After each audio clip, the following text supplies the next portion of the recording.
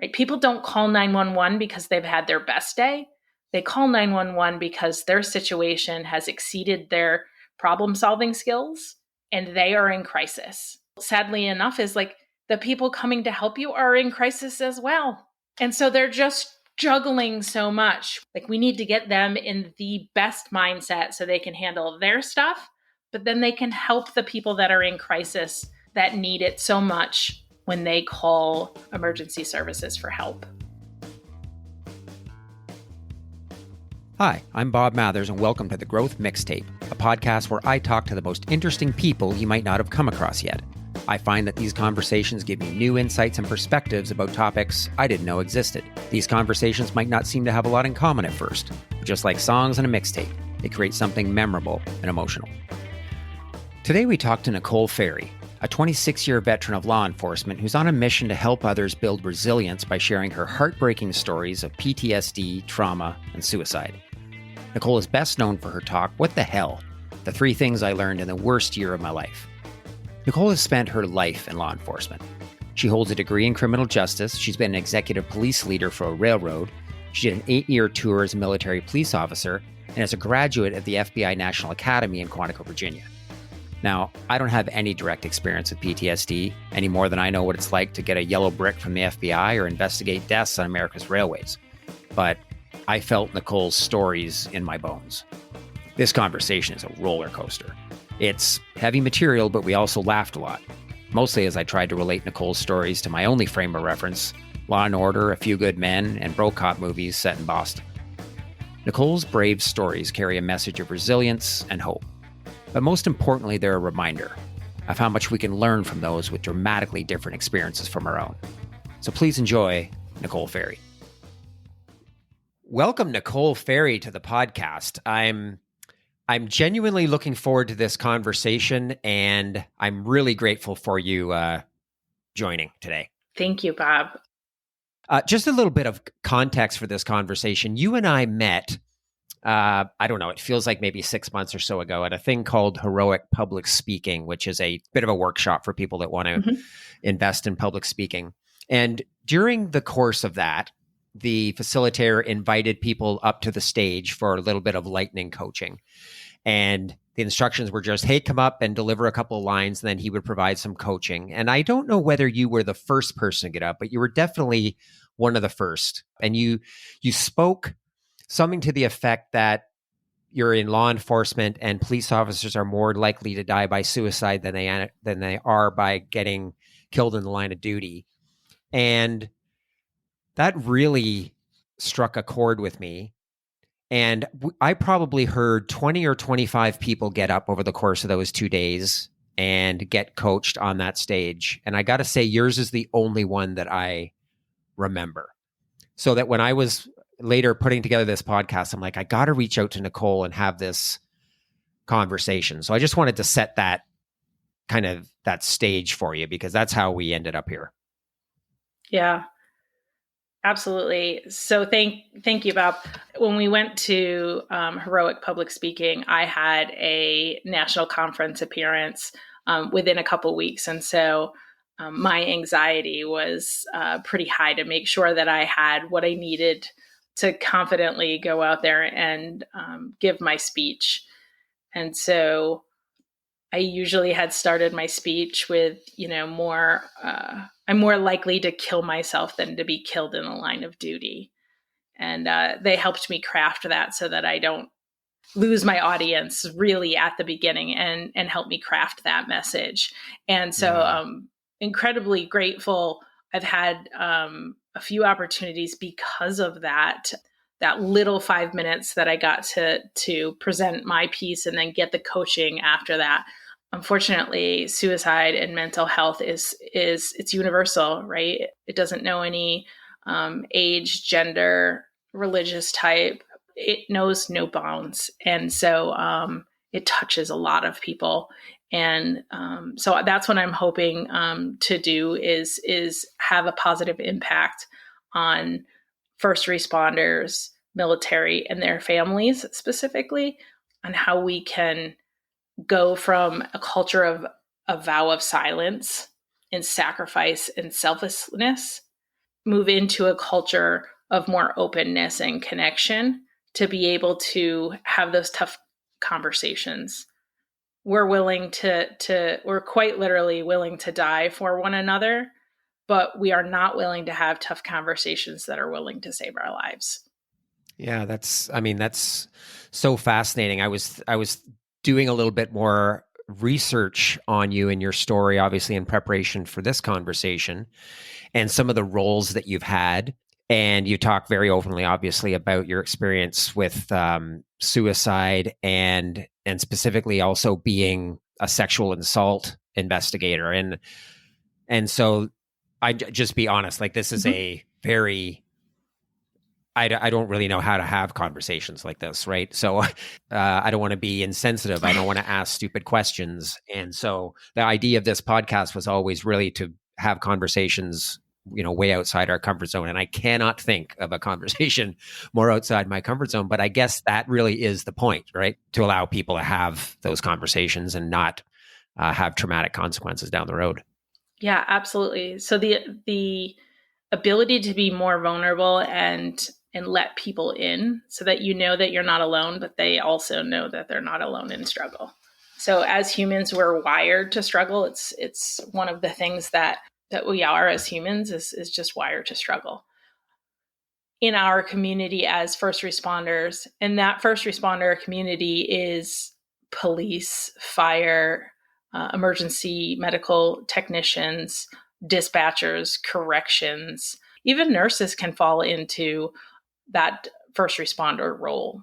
So all these people have very high stress jobs, very life or death. The decisions that they make in the moment are precision decisions that can impact people's lives. And we do this at such a rate without processing it that it becomes something that is stacked upon each other. And so you start to compartmentalize a lot of what happens to you during a day. And so that, as well as I have experience in the military, and I went into the military at 17 years old. So I have, that's essentially where I started. And so I have had multiple different roles. I was a military police officer in the military and transitioned to a municipal police department. I worked in a few different towns within the place that I call home. And then after a bit of time, I moved to private policing for a railroad. And that was one of the class 1 railroads. So in Canada, you have CN. So there's, I worked for a large railroad, which had their own police department. So I'll hop back. The sexual assault investigator, I did that for 10 years at a municipal police level. And my job was to investigate any crime that was committed against anyone that had a sexual intent in nature. So that could be anything from rapes, assaults, that was on everything from infants and children to elderly, and everything in between. I did it before cell phones were a thing, and then I did it after cell phones are a thing, in social media and the internet. So it was that was a different way of turning sex into a business, sex into a crime. And so I investigated that for a long time. That took a very large toll on me, but compartmentalized, you push that down and went on to the next job. To go back to the railroad, which was my last position, my role there was a special agent in charge. And so I was an executive police leader who led a team that policed 10 different states and one province of Canada. And so that was essentially all of the New England states of the US, and then the one province of Canada. And that would be anything from theft of railroad property, trespassing. We handled all of the death investigations. We helped secure infrastructure. So that was anything from the hazmat that was coming through on those trains or the bridges and tunnels that the trains went through. I know that was a really long answer. No, No. I was going to ask you about that journey, and I just want to come back to a couple of things that you mentioned there. By the way, I'm, in full disclosure of setting your expectation for some stupid questions here. This is a world that is very foreign to me. I don't have anybody in my family, even going back a couple of generations that I know of, that has been in first responders. So my knowledge of this, when you talk about military police, I think of A Few Good Men. Yeah. When you talk about sexual assault investigators, I think of Law and Order Special Victims Unit. Like, that's all I know about this world is TV and television. So, which I imagine is probably not all that uncommon, just for some context around, where I'm coming from, which is very different than the audiences that you speak to, of course. But as you said, these issues they really are universal. You're coming to it. You're coming to these conversations, obviously, with very specific experiences, and you talk a lot to first responders, but I mean, there's nobody really that hasn't been touched by some of these issues, or will be probably over their lifetime. Absolutely. So back when you talked about how you got started in this, and it's just interesting. One of my friends is going to be, going through to be a firefighter. And so it's very kind of personal and recent for me, because I think about some of those things that a firefighter would see and experience, being first on scene at, traffic accidents or, fires, et cetera. And I just think, oh my God, like, I cannot imagine wanting my son or daughter to do that. And that's a very selfish thing, because I know somebody has to do it. And I just admire so much the people that do it. But how do you get started in something like that? Because it does seem to me to be something that, at least again from movies, right? From Boston, well, your dad was a cop and your grandfather was a cop, so you're going to be a cop, and your brother's a cop, and probably one of them got killed, because that's how the story goes. But how do you get started in this line of work? Yeah, so mine is a unique story. There's nobody in my family, my mom, dad, brothers, sisters. We don't come from a family of first responders. And so that was unique for me to move outside of that.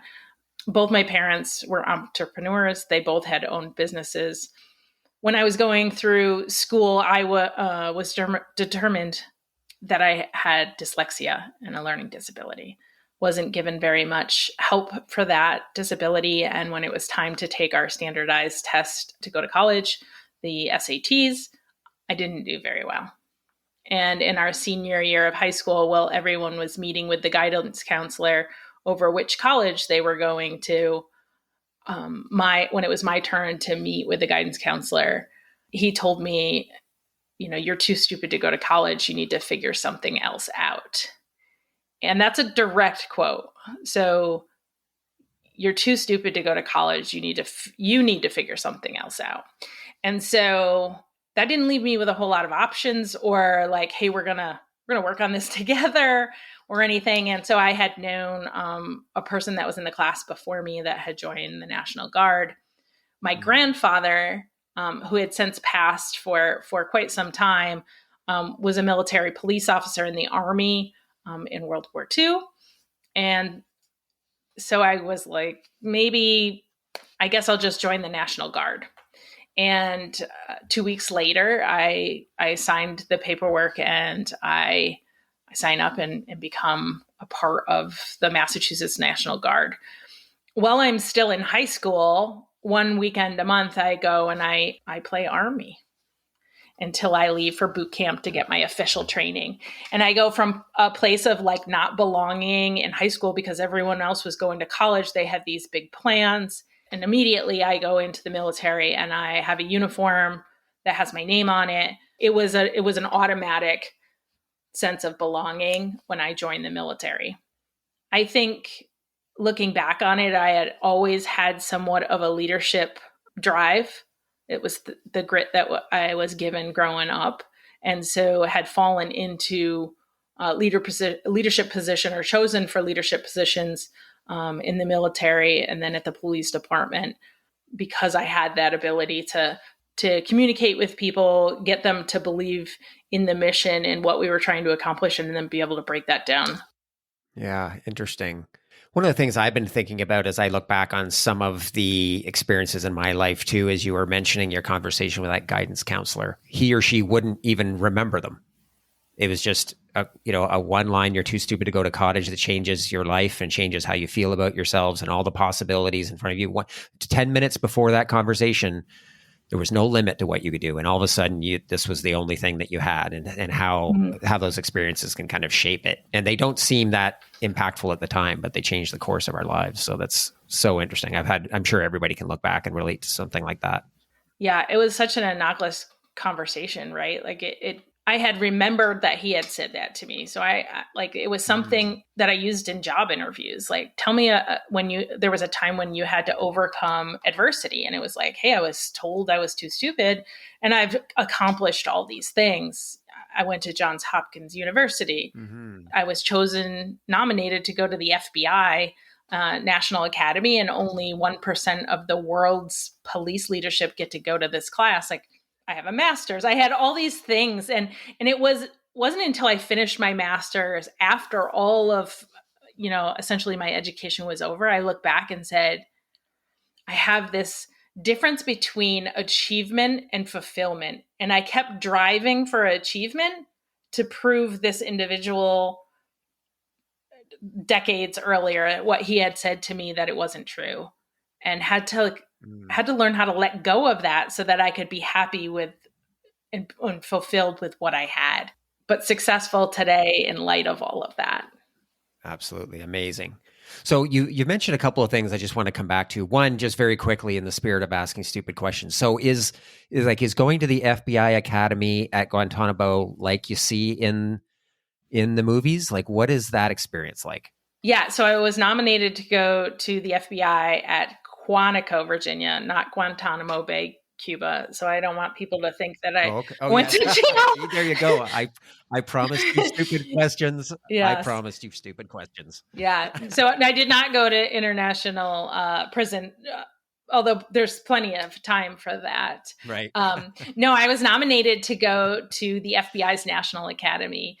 We lived there for about 10 weeks, and we take classes from the University of Virginia right there at Quantico about police leadership, emotional intelligence, spiritual well-being, mental well-being. We also hear from lots of different people who have gone through tragedy and how they persevered, and then how that impacted their life. That's when I went to the FBI. I didn't work for the FBI. It was just a course that I went to, and it's a very strong group of classmates that stick together, and they were from all over the world.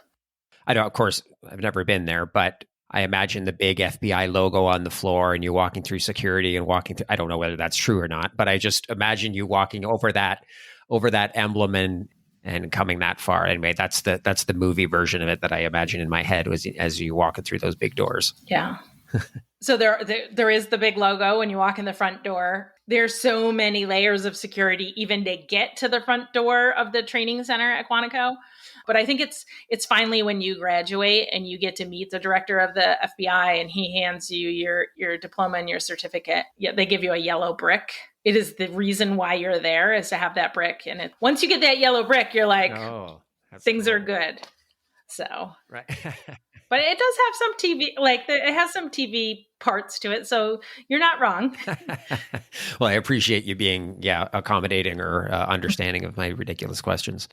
And I also wanted to come back to this railroad police thing. So I've never heard of that. I guess I just assumed that if there was something that happened on a train, that there would be the police force for that jurisdiction would take control of it. What's the deal with railroad law enforcement? I want to say uneducatedly that started in the U.S. And so a couple hundred years ago, when they started having issues when the railroad was driving from east to west and they were meeting in the middle, they were losing a lot of product that was being shipped. They also had a lot of criminals that were on horseback and trying to steal from the rail. So there's Jesse James and the Sundance Kids and all these different gangs that would hit the railroad. And there's some folklore about that, but railroads were starting to complain about the level of theft that was happening.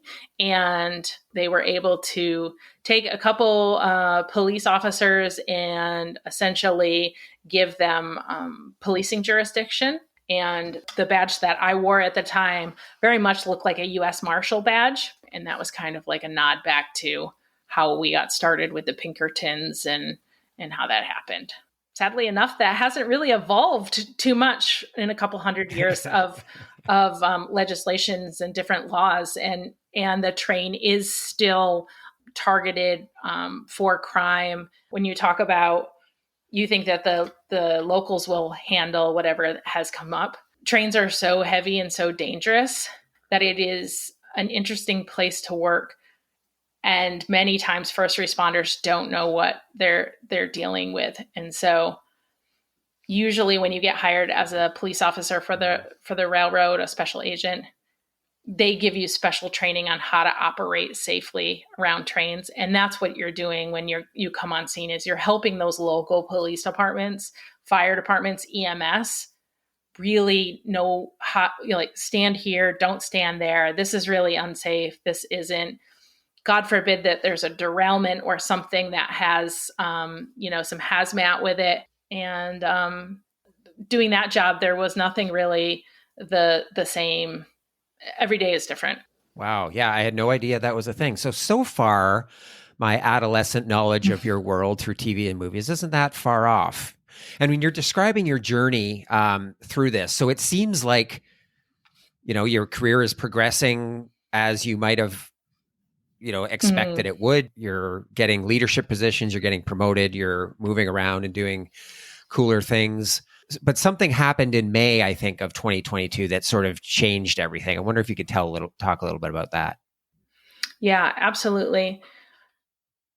So as all of this has come up, May of 2022, I was in the middle of starting a wellness support team. And that was essentially just so that we could have the ability to support our agents that were doing more with less, that we're starting to see a lot of mental stress, a lot of burnout.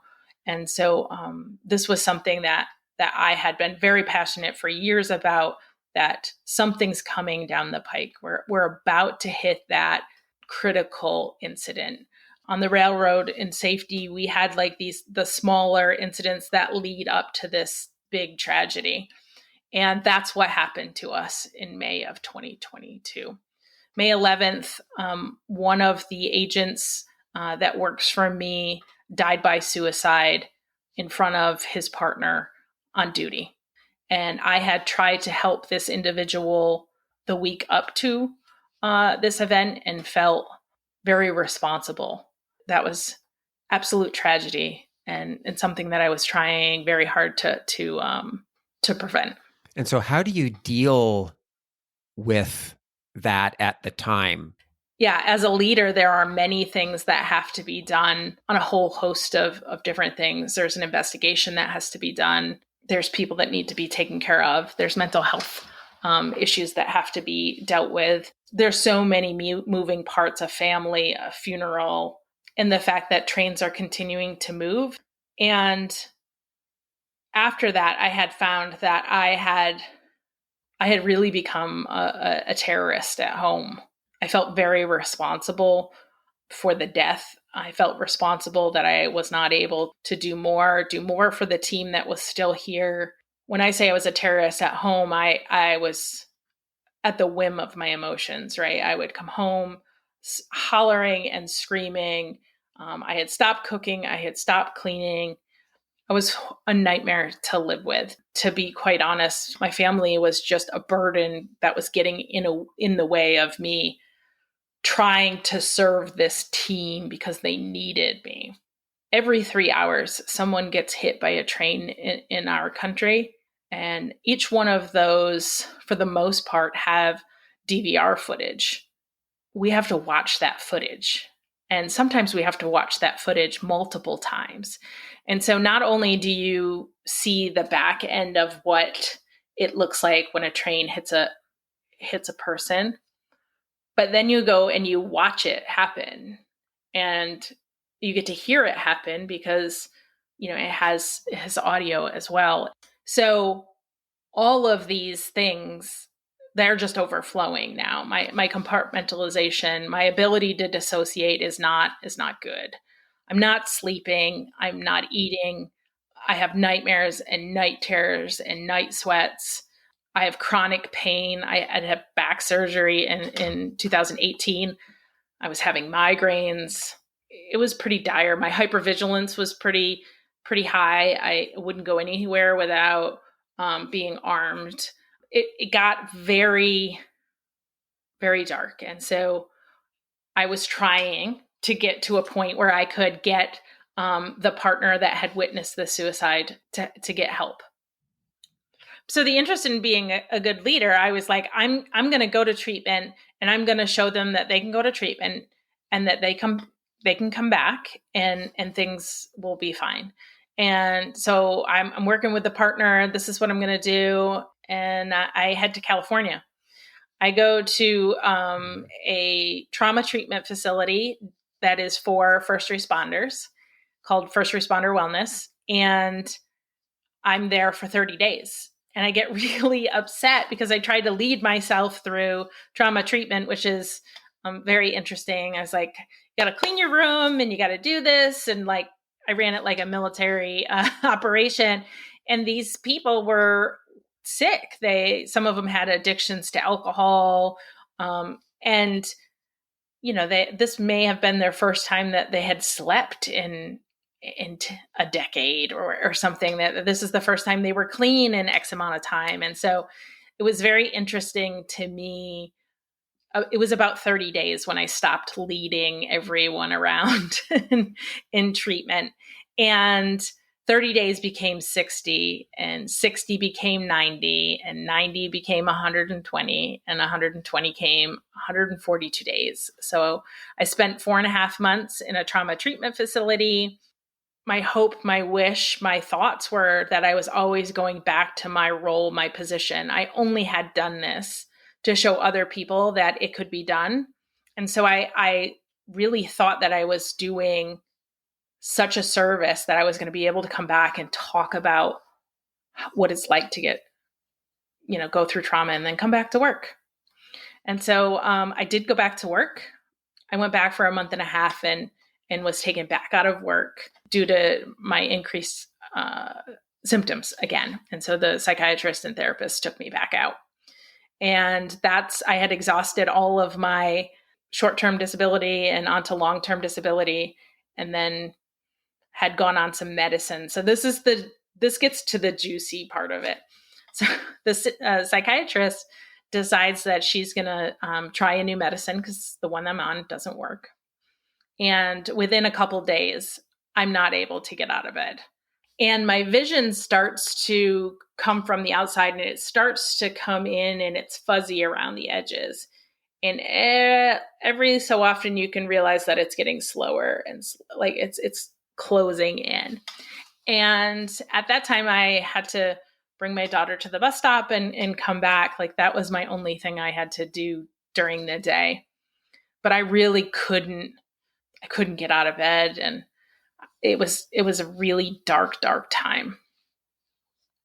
And I had done that for a couple days, and I had gotten a phone call from my sister early one morning, just on a whim, and I had snapped. I had yelled at her, and I started screaming, and I realized like this was it. Like I am just done feeling this way. I don't know how I'm gonna feel any different. I have lost my job. I've lost my career.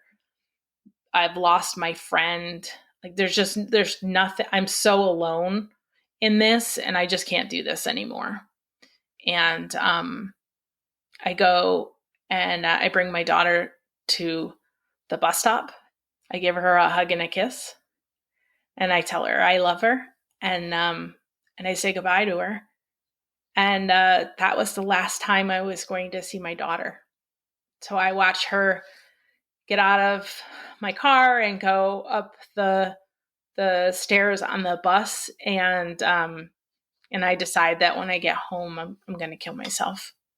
And And that was the last time that I was going to see her.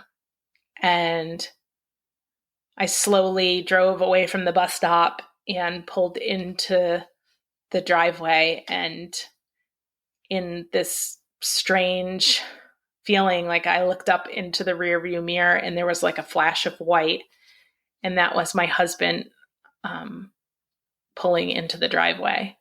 So my sister had called my husband and said that I was screaming on the phone, and then he was able to make it. He shouldn't have been able to make it where he was to home in that time, but he made it home in time, and we were able to call the right people and get to a point where they could realize that I was having a reaction.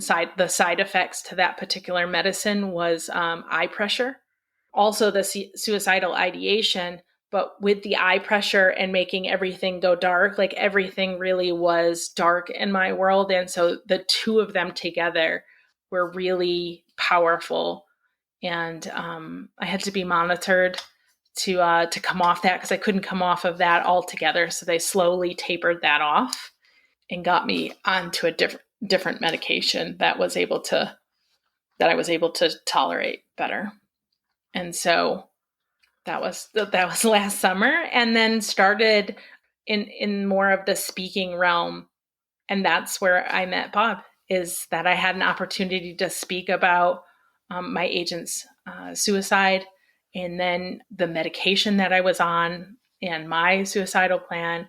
Our silence is quite literally killing us.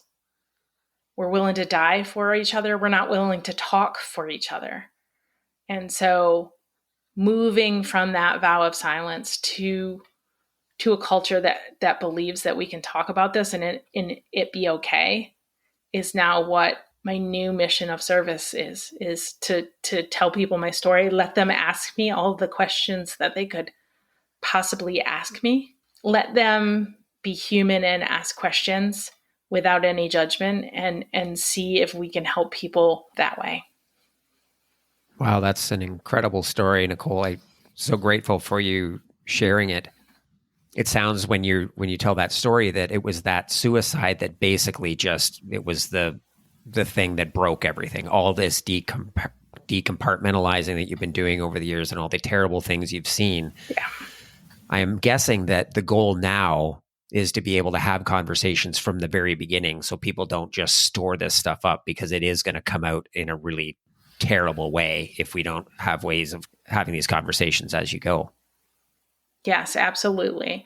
So I think you can use the analogy of it's a wheelbarrow and you put a rock in it, and then at some point it's going to get unstable, and then you're going to drop the wheelbarrow. Or you can put it, putting rocks in your backpack. At some point you can't hold that weight anymore. And the suicide in May of 2022 was the final boulder in my my backpack or my wheelbarrow. It literally spilled and hit everyone in my path.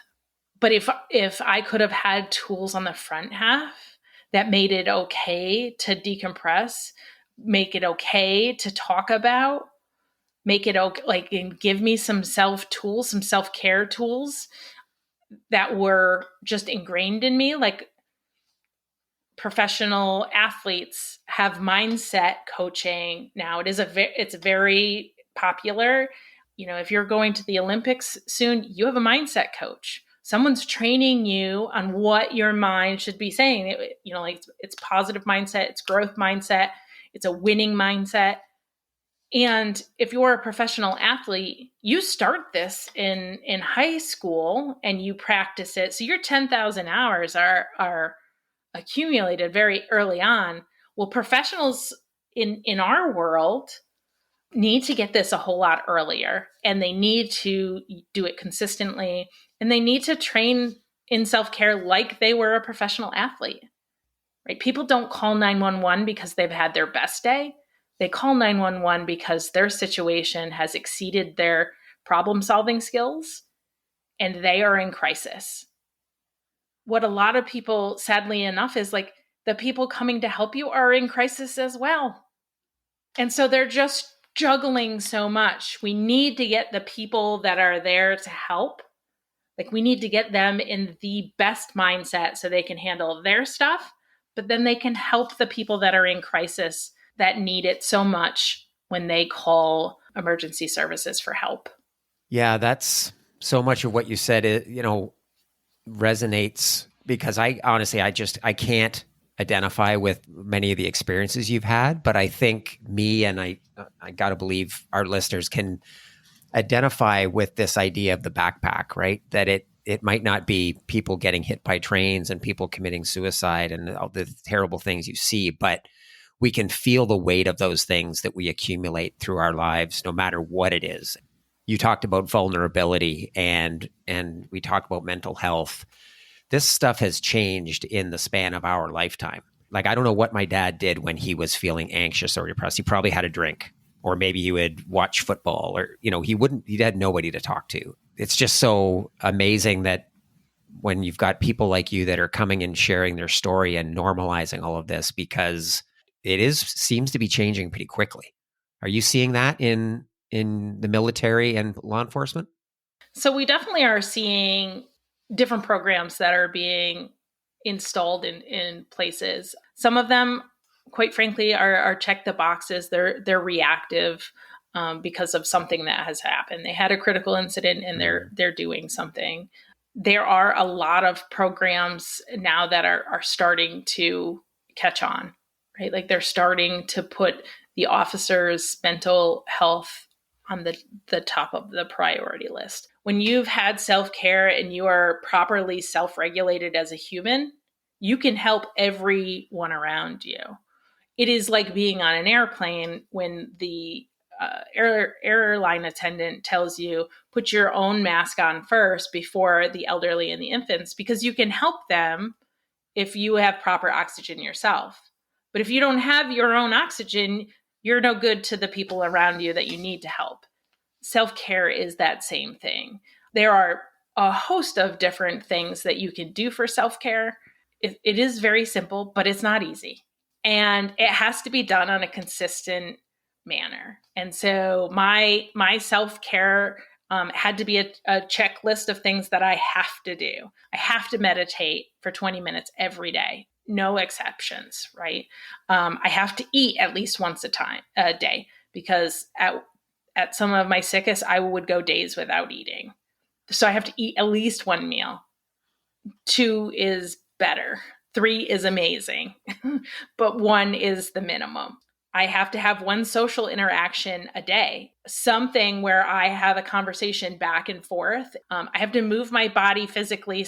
If that's a 5-minute walk outside, or it's a quick yoga, like 5-minute yoga set of movements, it's got to be some kind of exercise where I move my body. I have to make sure that I'm sleeping, journaling, reading something that doesn't have to do with self-help or bettering myself. I have to do some reading on something outside of police work, self-help, something like that. And that I'm seeking my professional, that I'm making my doctor's appointments, that I'm making the commitment to whatever they're prescribing that I am doing. Their prescription is not always medicine. It could be like, stand in front of the mirror and tell yourself, I love you for 30 times for 30 days. And standing in front of that mirror going, I love you, I love you, I love you, and going, this sounds so stupid. I don't know why I'm doing this. And then a couple weeks in, you're like, that feels a little bit different. And then 3 weeks, it feels a little bit different. And so if I just went off the data from day one, I'd be like, this is ridiculous. But the consistency for it. So in my journal, I keep a checklist of all the things that I need to do. And those are the first things that get checked off to make sure that I can go to bed when I've had X amount of these things done. Yeah, that's something that even, I and my, listening to you, my fairly mundane life, but yeah, that importance of routine. So I get up and I have my coffee, then I go for a run, then I do some yoga, then I do some meditating and reading and journaling, a lot of things that you mentioned too. And if something interrupts that and I miss, number 3 and number 6, I just don't feel right. One of the things that I just realized, because we talk about mental health and physical health, it's all the same thing. You can't have a healthy mind without a healthy body, and vice They're versa. all interconnected. Yeah. And so I used to have this, well, I still do. I kind of have this model of how to keep everything in harmony in my life. It's work, friends and community, family, and now it's health, but it used to be physical health and mental health. So I used to have 5 quadrants, and then I'm like, these number 4 and 5 are not different. They're the same thing. But anyway, everybody's on that sort of journey and figuring out those things. And hopefully it doesn't come to a kind of a traumatic head like you. And with any luck, we sort of figure it out as we go. I love your 5 quadrants. Well, it keeps me being tolerable and functional. So, who knows? Those they might change over time, and I'm open to that too. So I want to be respectful of your time. This has been a really powerful conversation, Nicole. I can't thank you enough for telling your story. Just finally, so what are you most excited about now? So I'm excited now. I have a couple speaking engagements that are coming up. I'm speaking twice later this month at the FBI National Academy in Quantico, Virginia, not Guantanamo. Yes. And I'm the guest speaker at the Survive First Gala in April. And so I'm doing some speaking opportunities, and also going to be launching a RISE program, which is an evidence-based mindful stress reduction program. And that's a certification that I have out of the local yoga place here, Kripalu Yoga and Health. And so I'm going to be doing a 6-week module on how to regulate, self-regulate emotions and get the best out of yourself, and helping yourself be calm and have some clarity and connection. That's amazing. It's such an inspiring story. Thanks again for sharing it. I will include in the show notes links to a couple of the other podcasts that you've done. They've been really, really powerful. I just can't thank you enough. I'm so grateful for you sharing your story. I just want to acknowledge you and all of the amazing work you're doing. It's amazing. Thanks again, Nicole. Thank you, Bob. I really appreciate it. If you want anything more, you can go to NicoleFerry.com. The Growth Mixtape podcast with Bob Mathers is produced by Bespoke Projects. Music by Jean-Michel Walter Cronkite. If you enjoyed this episode, please take a moment to follow and rate us. When you do this, it helps to raise our podcast profile so that more people can find us. If you want to connect, you can find me on LinkedIn using the link in the show notes.